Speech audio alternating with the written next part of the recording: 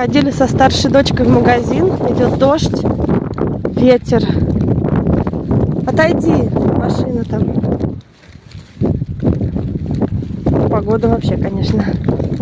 Приехали на каникулы, на дачу. А тут дождь.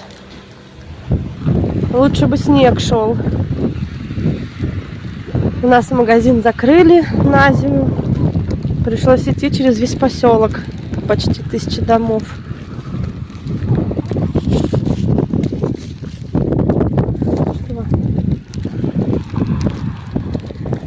Такой тут интересный дом есть.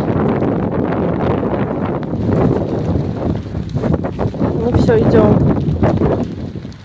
Ой, не знаю, кому нравится такая погода. Если, конечно, сидеть дома,